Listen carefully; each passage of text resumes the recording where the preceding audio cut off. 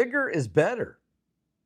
At least that's what they say about it in space. And let me tell you what that is in reference just a second. First, put a shout out, if I could, for www.pastorpaulgold.com. That's www.pastorpaulgold.com. You see, while you're distracted, I'm distracted by all these headlines, the insiders are getting ready. Billionaires, big banks, even foreign governments, they're all quietly hoarding all the gold and silver. They know the dollar is being devalued. They know the next crash is coming.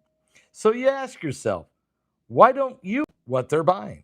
Why don't we have even just a fraction of our savings account or maybe your 401k? How about having it in a physical asset like gold or silver? Gold, a biblical currency. And while they prepare, most Americans are in the dark. But you don't have to be. If you go to www.pastorpaulgold.com or pick up the phone and call them at 877-646-5347, let Noble Gold help you in the process of diversifying some of your savings and or your 401k into a gold or silver IRA. Or you can actually get real assets in your hand, like gold coins or gold bars. They'll ship them to you. Guys, don't wait to be the headline being left behind.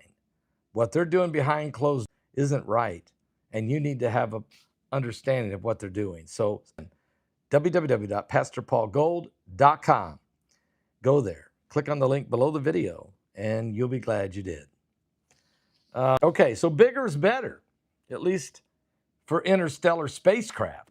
According to a report, first of all, by NASA, is saying that this Comet 3I, this interstellar, is actually just like a fog. It's like a carbon dioxide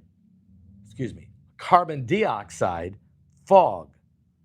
And there's no cone in this flying, and it's the fastest object ever to come racing through our solar system.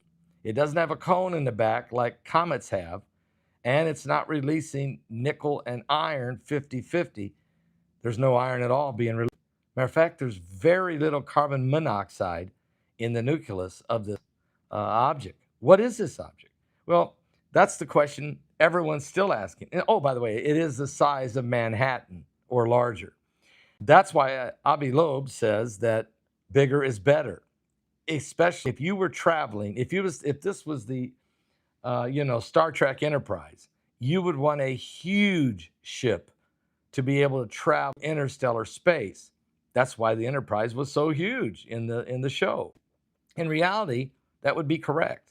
You can't send a small, tiny craft because it can't hold enough fuel. It would never return. As we know, we've sent many probes into space. Now, all the spacecraft built by humans, the largest one ever was less than 100 meters, the scale of a football field. That's the absolute largest thing we've ever built. And that ain't even in space. They were all designed to explore the solar system and maintain their technological functions for less than 50 years. However, exploration of interstellar space, that would require long journeys lasting maybe even hundreds of thousands of years, millions of years even. Heat loss and the damage from impact by interstellar radiation. Look, the dust or the gas particles, the scale of surface area, size matters. While precious commodities and power supply scale with volume, mean the amount of size of how much fuel you could hold, while precious commodities would have to be larger or larger. Matter of fact, it is advantageous to make interstellar spacecraft bigger.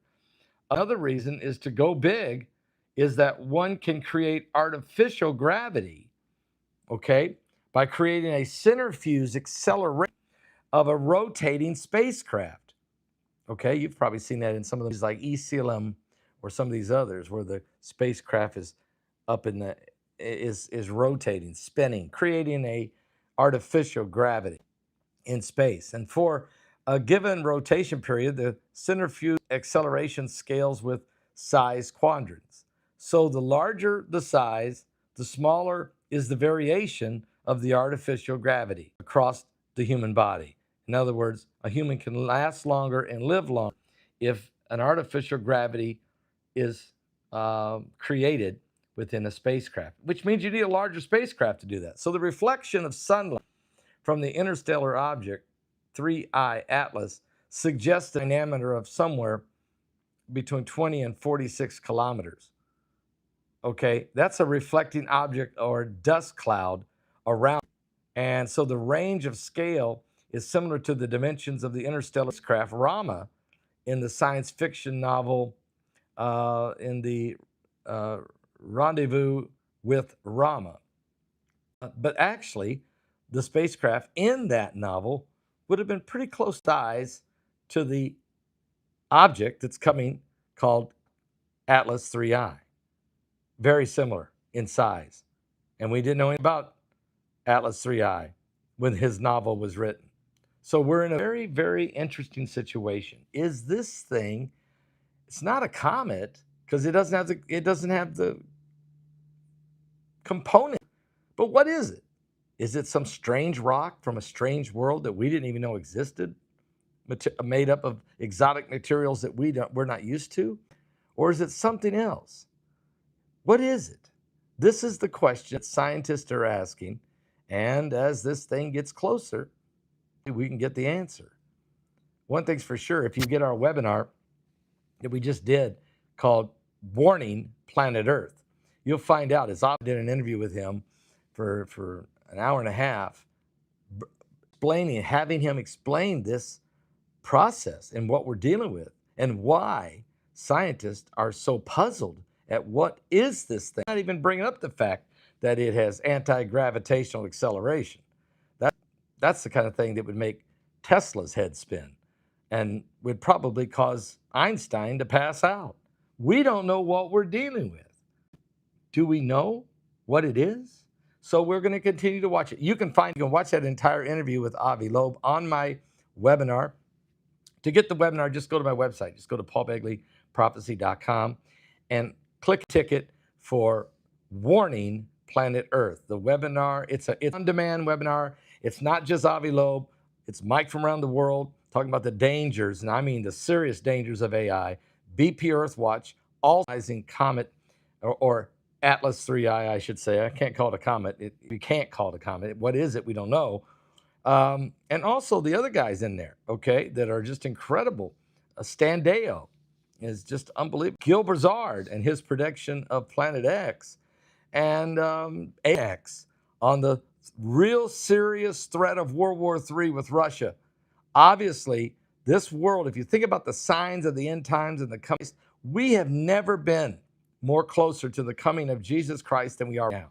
And going into this Rosh Hashanah season, I'd keep looking up, for our redemption is drawing nigh. Back for more current world events and how they relate to biblical prophecy. Jesus did say there would be great signs and fearful sights in the heavens. He did say there'd be signs in the sun, the moon, and the stars, and that there would be this perplexity, this confusion, distress upon the nations of the world. And the sea and the waves would be roaring. And men's hearts would fail them for the fear of what's coming upon the earth. Are you saved? I'll be back with more right here on the Coming Apocalypse.